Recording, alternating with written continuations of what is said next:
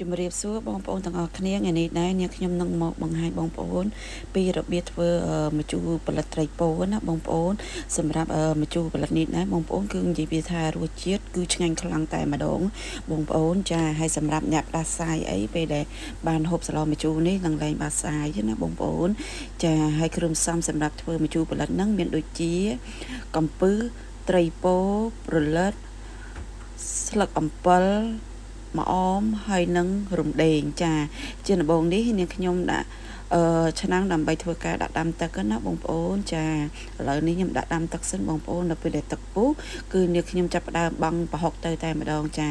ចំពោះប្រហុកនេះដែរនាងខ្ញុំប្រើចំនួន1ស្លាបព្រាបាយណាបងប្អូនចាប៉ុន្តែដោយសារថាប្រហុកខ្ញុំអត់មានឆ្អឹងទេបងប្អូនអញ្ចឹងគឺខ្ញុំដាក់ចូលទៅជ្រុំតែម្ដងតែបើបងប្អូនមានជាប្រហុកដែលមានឆ្អឹងបងប្អូនទៅប្រើកត្រងណាបងប្អូនចាបន្ទាប់មកនាងខ្ញុំដាក់ទៅជាមួយនឹងរំដេងចាការដាក់រំដេងនេះដែរគឺយើងធ្វើដើម្បីឲ្យកាត់ជាតិឆ្អាបរបស់ត្រីអញ្ចឹងណាបងប្អូនចាឥឡូវនេះនាងខ្ញុំបានដាក់ត្រីទៅដើម្បីធ្វើការ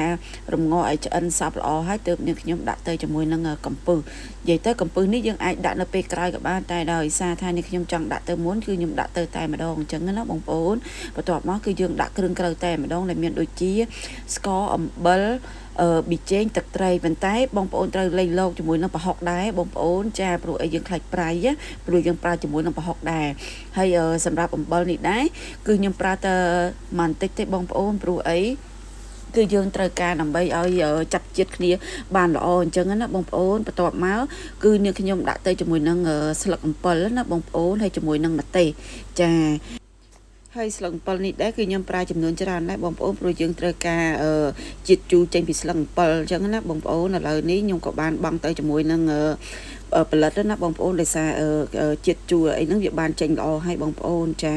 ហើយសម្រាប់ផលិតនេះដែរគឺយើងដាក់ឲ្យវាបានតែ1អំពូស2អំពូសគឺបានហើយបងប្អូនដោយសារអី